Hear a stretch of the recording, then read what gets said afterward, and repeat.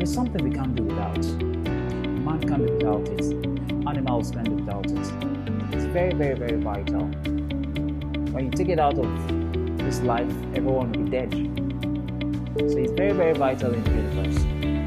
Now, what am I talking about? Now, somebody is confused. I'm talking about the mixture of gases found everywhere. Are you getting me? And what's that gas? We're talking about air. So today we are going to look at what's air. Now, our outline today is the usual gas constituent, the proportion of oxygen in air, uses of noble gases. Now, what are the constituents of air? As you know, air is made up of oxygen. Air is also made up of nitrogen. Air is also made up of what? Carbon dioxide or carbon dioxide. So let me write carbon dioxide first, or carbon dioxide. Are you with me? Then air is also made up of rare gases, and what was given to them in the syllables was argon and neon. Air is also made up of water vapor.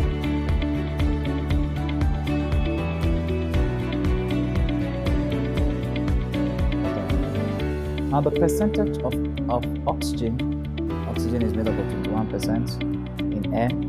We have nitrogen gas, 78%, carbon dioxide or carbon dioxide, which is what 0.02%, very minute. We have rare gases, we have 1%, we have water vapor, which is what water vapor is what varies. It's a variable. I get it. So these are the constituents of air: oxygen, nitrogen, carbon dioxide, rare gases, and water vapor. Now let's talk about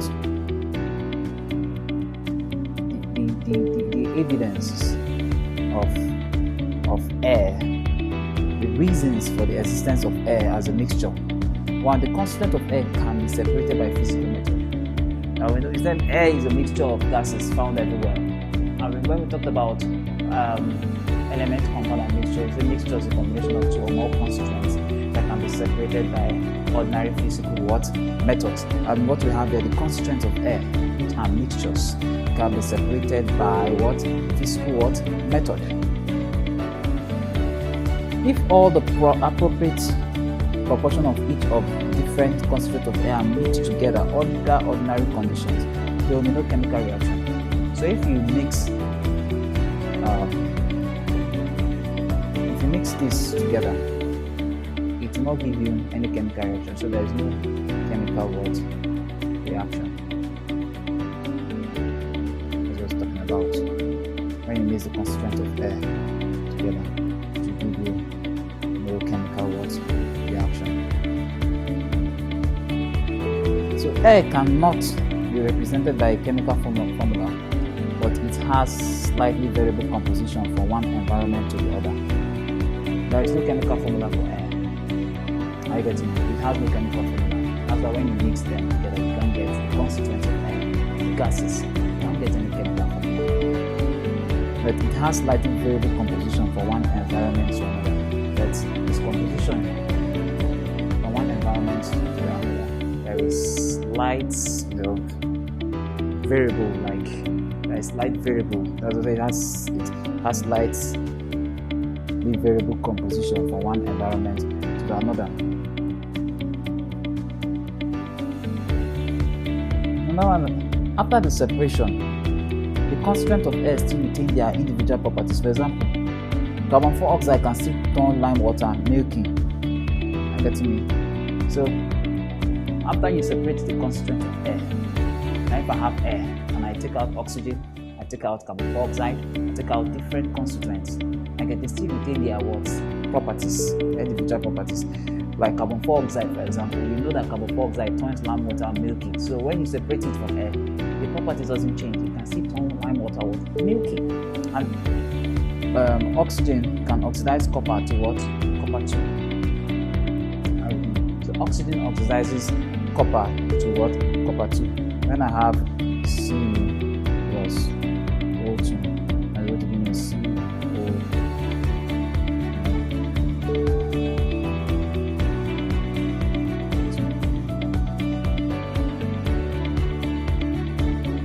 So oxygen here oxidizes copper.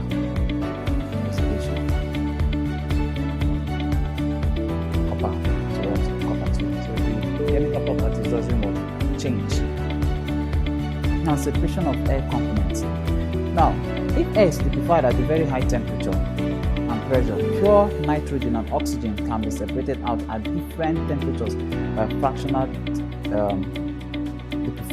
liquefied air, by fractional distillation of liquefied what?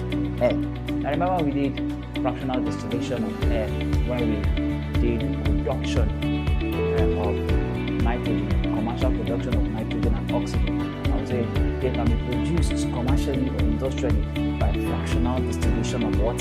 Air. And we gave the diagram. In our diagram we said oxygen and nitrogen are separated out by fractional distillation of what? Air.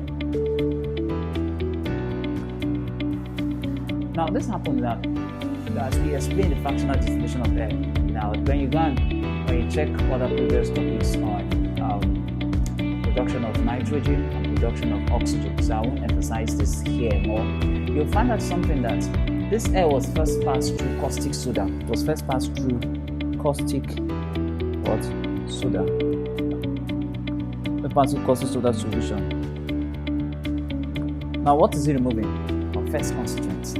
What is it removing? It's removing what? CO2, which is carbon dioxide. Carbon dioxide is being removed.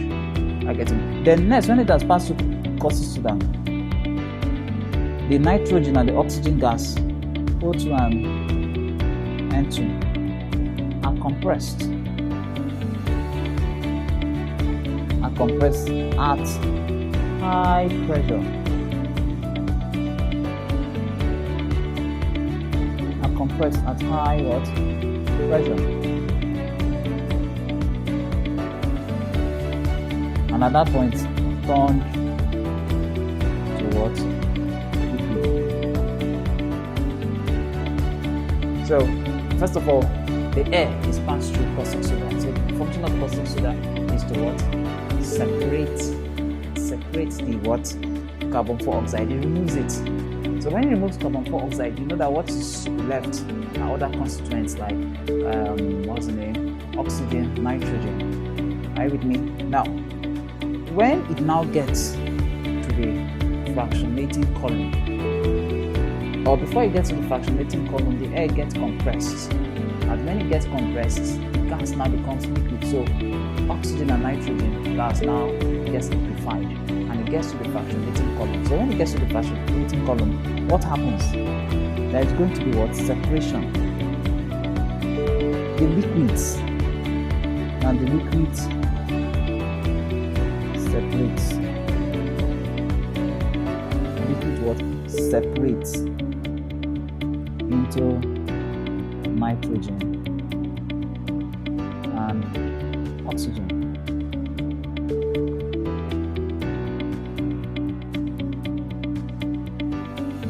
Now, nitrogen gas, I get to mean, evolves. So if I have a fractionating column like this, I have a fractionating column like this.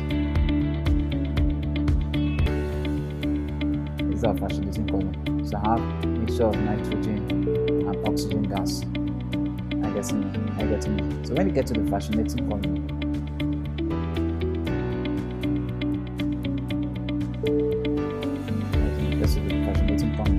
our fractionating column. Don't mind my diagram. Now, the nitrogen evolves out.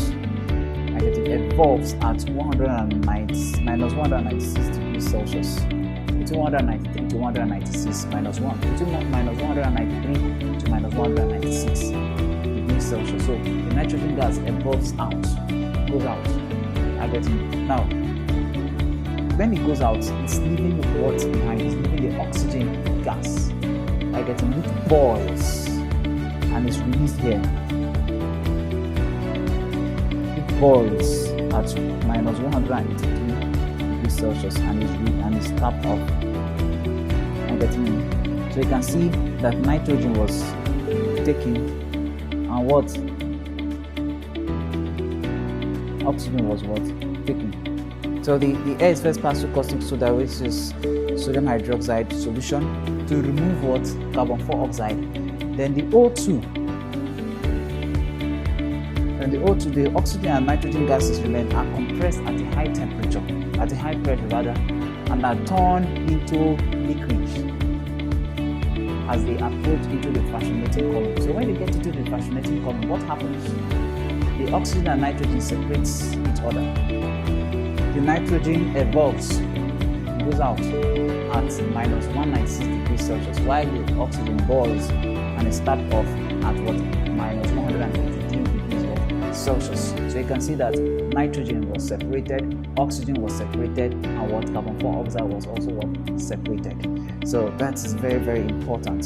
So now let's talk about the oxygen proportion in air. Oxygen proportion in air. Now we can know this.